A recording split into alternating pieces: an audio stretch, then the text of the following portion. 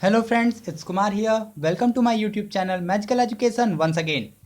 So friends, आज हम लोग इस वीडियो में पढ़ने वाले हैं कुछ जीए के क्वेश्चंस, जनरल अवेयरनेस, जो कि आपसे एसएससी एमटीएस और एसएससी सीजीएल में खास करके ये क्वेश्चंस आते हैं। आपको पता होगा कि 25 क्वेश्चंस, लगभग 25 क्वेश्चंस अक्सर पूछे जाते हैं। वो टायर के हिसाब से होता है। टायर फर्स्ट में शायद 50 क्वेश्चंस होते हैं और टायर सेकेंड में आपके 25 होते हैं। इस तरीके से होता है, डिपेंड करता है कि किस साल कैसा पैटर्न सेट किया गया है, तो उसके अकॉर्डिंग क्वेश्चंस पूछे जाते हैं। तो फ्रेंड्स, ये एक बहुत ही इंपॉर्टेंट सेक्टर है जिसमें आपको जनरल अवेयरनेस के बारे में जानकारी होनी चाहिए, क्योंकि 25 क्वेश्चंस दोस्तों बहुत ही वैल्यूबल होंगे। अगर आप उस पर स्कोर कर लेते हैं तो आप अच्छे से उसको क्वालिफाई कर सकते हैं। तो आज हम लोग इसी पे बात करेंगे। सो फ्रेंड्स, अगर अभी तक आपने चैनल को सब्सक्राइब नहीं किया है तो चैनल सब्सक्राइब कर लीजिए और वीडियो पसंद आए तो लाइक ज़रूर कीजिएगा। चलिए दोस्तों, शुरू करते हैं। कुछ सेलेक्टेड क्वेश्चंस मैं आपके लिए लेके आया हूँ, जो कि पीछे कुछ जो प्रीवियस ईयर्स के जो एग्ज़ाम्स हुए हैं उन एग्ज़ाम्स में वो पूछे जा चुके हैं क्वेश्चंस। तो उनमें से जो सेलेक्टेड क्वेश्चंस थे जो कि बार बार रिपीट होते हैं, वो क्वेश्चंस मैं आपके लिए लेकर आया हूँ। चलिए शुरू करते हैं। दोस्तों, आप देख सकते हैं, सबसे पहला क्वेश्चन है, निम्न में से किस शहर को दक्षिण भारत का मैनचेस्टर भी कहा जाता है? मतलब जो आपको 4 ऑप्शन दिया है, आपको बताना है कि इनमें से कौन सा एक शहर है जिसको दक्षिण भारत का मैनचेस्टर कहा जाता है। तो इसका जो सी ऑप्शन है दोस्तों, कोयम्बटूर, ये इसका सही ऑप्शन है, क्योंकि कोयम्बटूर को दक्षिण भारत का मैनचेस्टर भी कहा जाता है और ये तमिलनाडु में है। ठीक है, जैसे कि उत्तर भारत का जो मैनचेस्टर होता है उसको कानपुर को कहा जाता है। ठीक है, आपको दोनों याद रख लेना चाहिए कि उत्तर भारत का मैनचेस्टर जो होता है वो कानपुर है और दक्षिण भारत का मैनचेस्टर कोयम्बटूर है। ठीक है, तो ये दोनों याद रख लीजिए क्योंकि इस तरह के क्वेश्चन हमेशा आते हैं। नेक्स्ट क्वेश्चन देखें तो निम्न में से कौन एक पारी में 1000 रन बनाने वाला पहला क्रिकेटर है? तो इसका सही ऑप्शन है दोस्तों प्रवण धनावड़े। उन्होंने अपने स्कूल में, मुंबई के स्कूल में जब वो पढ़ते थे तो वहाँ पे एक प्रतियोगिता हुई थी, एक स्कूल से दूसरे स्कूल से, मतलब आर्य गुरुकुल स्कूल नाम था उस स्कूल का। उससे जब क्रिकेट की प्रतियोगिता हुई थी तो उन्होंने उसमें एक पारी में 1009 रन बनाए थे, तो जो कि एक रिकॉर्ड बन चुका है कि एक पारी में 1000 रन बनाने वाले ही वो पहले क्रिकेटर हैं। ठीक है, तो इसका सही ऑप्शन है प्रणव धनावड़े। ठीक है, तो सी ऑप्शन आपका सही होगा। नेक्स्ट है दोस्तों कि निम्न में से किस प्रकार की मृदा, मृदा मतलब मिट्टी, केरल में अधिकतर पाई जाती है? तो इसका सही उत्तर है दोस्तों लैटराइट मिट्टी जो होती है, लैटराइट मृदा, वो केरल में सबसे ज़्यादा पाई जाने वाली मृदा है। क्योंकि केरल जो होता है वो तटीय, समुद्र तटीय भाग है, मतलब समुद्र वहाँ पे ज़्यादा है।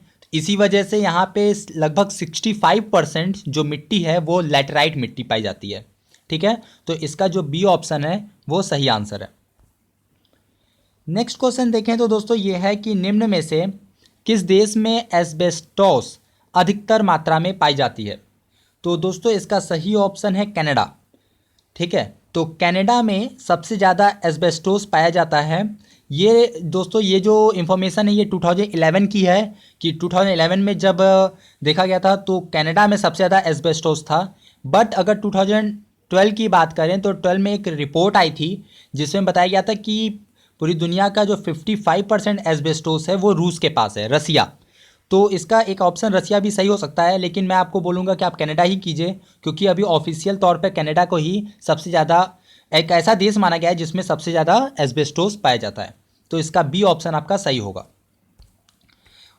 नेक्स्ट क्वेश्चन देखते हैं दोस्तों। नेक्स्ट क्वेश्चन है कि बैटन कप का संबंध निम्न में से किस खेल से है? मतलब कौन सा खेल से संबंधित है बैटन कप? तो ये है दोस्तों हॉकी से संबंधित, मतलब बी ऑप्शन आपका जो होगा वो सही होगा। जो बैटन कप वर्ड है वो हॉकी से संबंधित है। इसकी स्थापना जो थी वो 1895 में की गई थी, मतलब 1895 में बंगाल हॉकी संघ ने इसकी स्थापना की थी। ठीक है, ये आयोजित वही करता है, बंगाल हॉकी संघ, इसको 1895 में इसकी स्थापना हुई थी। ठीक है, ऐसे ही बहुत सारे क्वेश्चन है दोस्तों, तो पूरा वीडियो देखिएगा क्योंकि बहुत ही इंपॉर्टेंट सेक्टर है ये आपका जनरल अवेयरनेस। क्योंकि जनरल अवेयरनेस अगर आपका प्रिपेयर नहीं होगा तो बहुत सारे मार्क्स आपके कट जाते हैं। अगर आपको कोई कन्फ्यूज़न हो तो आप डिस्क्रिप्शन बॉक्स में देख सकते हैं, मेरा मेल आईडी भी है, वहाँ पे आप मुझे मेल कर सकते हैं या कमेंट बॉक्स में आप बताइएगा। तो मेल कीजिएगा तो इससे ये होगा कि आपके मैसेजेस सिर्फ मैं पढ़ूँगा, तो आप अगर ऐसा चाहते हैं तो आप मुझे मेल भी कर सकते हैं। जो भी क्वेश्चन हो, अगर कोई पेपर है आपके पास तो वो भी मुझे मेल कर सकते हैं आप, मैं उस पर भी वीडियो बना दूंगा, उसके आंसर आपको दे दूंगा। तो इस तरीके से आप देख सकते हैं। चलिए दोस्तों, अगला क्वेश्चन देख लेते हैं। अगला क्वेश्चन पूछा है कि जीवाणु को किसके द्वारा मापा जाता है, मतलब ऐसा कौन सा उपकरण है जिसके द्वारा जीवाणु को मापा जाता है। तो इसका सही आंसर है स्पेक्ट्रोफोटोमीटर।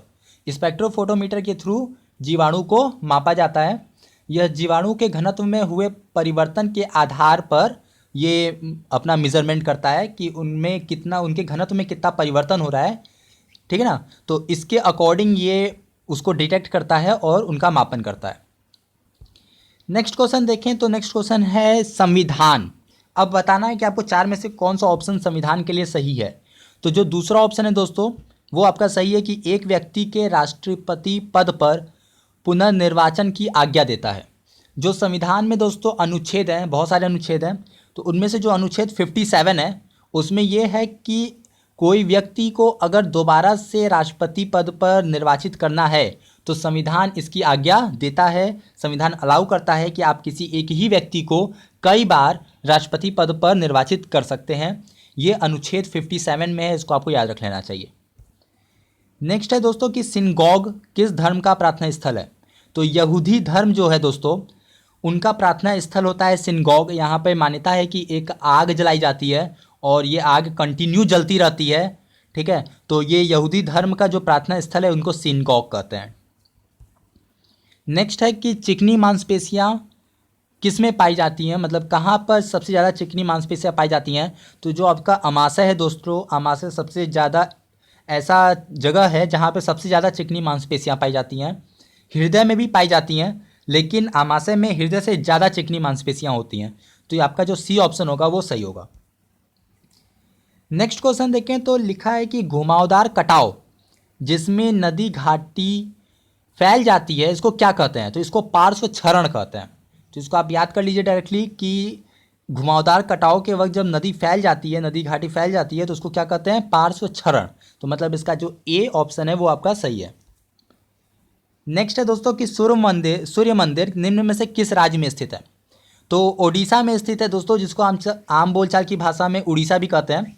तो ओडिशा में आपका सूर्य मंदिर है। ये ओडिशा के कोणार्क एक जगह है उड़ीसा में, वहाँ पर ये है। और इसको ब्लैक पगोडा भी कहते हैं। इसको जो है एक अलग भी नाम है इसका, हो सकता है आपसे एग्जाम में पूछ ले। तो जो सूर्य मंदिर है इसको ब्लैक पगोडा भी कहते हैं। और इसको जो है नरसिंह देव ने बनाया था, ठीक है। और 13वीं सदी में जब नरसिंह देव राजा थे तब उन्होंने सूर्य मंदिर का निर्माण करवाया था। नेक्स्ट क्वेश्चन है दोस्तों कि निम्न में से किस देश में हुए तख्ता पलट के असफल प्रयास के बाद आपातकाल की घोषणा की गई थी। तो जो तुर्की देश है दोस्तों 2016 में 21 जुलाई 2016 में आपातकाल की घोषणा की थी। तो वहाँ की जो जनता और सेना थी उन्होंने रेसेप तय्यिप एर्दोगन के खिलाफ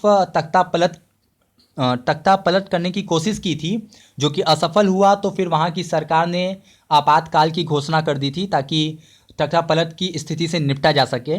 तो इसका जो तुर्की ऑप्शन है वो सही है। नेक्स्ट है दोस्तों कि निम्न में से कौन सी प्रक्रिया नाइट्रीकरण कहलाती है। तो अमोनिया का नाइट्रेटस में बदल जाना, ये जो प्रक्रिया है वो नाइट्रीकरण कहलाती है। नाइट्रीकरण जो होता है एक प्रक्रिया है जिसमें अमोनिया और अमोनियम को नाइट्रेट में बदला जाता है। और इसका जो उपयोग है, जब हम लोग नाइट्रीकरण कर देते हैं तो इसका उपयोग मिट्टी की उर्वरकता को बढ़ाने के लिए किया जाता है, ठीक है। तो ये एक रासायनिक क्रिया है जिससे मिट्टी की उर्वरकता को बढ़ाया जा सकता है। तो इसका जो सी ऑप्शन होगा वो सही है। नेक्स्ट है दोस्तों कि निम्न में से कौन सा भारत में सबसे बड़ा सिंचाई संयंत्र है। तो इंदिरा गांधी सिंचाई जो परियोजना है, मतलब इंदिरा गांधी नहर, वो सबसे बड़ा सिंचाई संयंत्र है। यह भारत का ही नहीं लेकिन विश्व का सबसे बड़ा है। आपको ये भी याद रख लेना चाहिए कि ये विश्व का सबसे लंबा सिंचाई परियोजना है। और जो कि ये पंजाब के फिरोजपुर के हरीके बांध से निकलता है। मतलब ये पंजाब में है, पंजाब के फिरोजपुर जगह पे है और वहाँ के हरीके बांध से ये निकलता है। और इसका एक और नाम है जो कि है राजस्थान नहर सिंचाई परियोजना।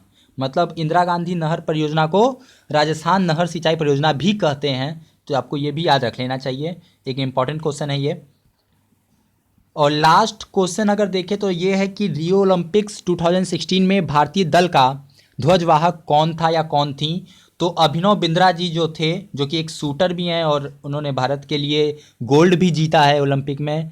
तो वो जो थे, ओलंपिक जो हुआ था रियो ओलंपिक 2016 में, भारत की तरफ से वो ध्वजावाहक थे, भारत दल का ध्वजवाहक थे वो। तो इसका जो आपका डी ऑप्शन है, अभिनव बिंद्रा, वो सही ऑप्शन है। तो दोस्तों ये थे कुछ सवाल, कुछ क्वेश्चंस, उनके आंसर और उन आंसर्स के से रिलेटेड कुछ तथ्य जो कि आपको बताना ज़रूरी था। इसी तरीके से वीडियोस देखिए, और भी पार्ट्स आएंगे, ये पार्ट फर्स्ट है। तो इसी तरीके से और भी पार्ट आते जाएंगे जिसमें मैं आपको 15-20 क्वेश्चंस देता जाऊंगा जो कि एसएससी एमटीएस या एसएससी सीजीएल में पूछे जा चुके हैं। ये डेफिनेटली पूछे जा चुके हैं और ये क्वेश्चंस बार बार रिपीट होते हैं, तो इनको देखना आपके लिए बहुत ज़रूरी है।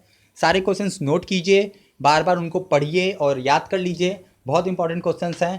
तो इसी तरीके से वीडियोस देखते रहिए। सब्सक्राइब नहीं किया तो सब्सक्राइब कर लीजिए, और आपकी स्क्रीन पर वीडियोस आ रहे होंगे, आप उसको भी टच करके बाकी वीडियोस देख सकते हैं। अगर वीडियो पसंद आया हो तो लाइक कीजिए, आप कमेंट करके कुछ हमसे पूछ सकते हैं, जो भी पूछना चाहें। वीडियोस को शेयर भी कीजिएगा ताकि आप ही के जैसे और भी जो स्टूडेंट्स हैं वो भी हम लोग से जुड़ सकें और अपनी प्रिपरेशन कर सकें। So friends, thanks for watching, see you, have fun.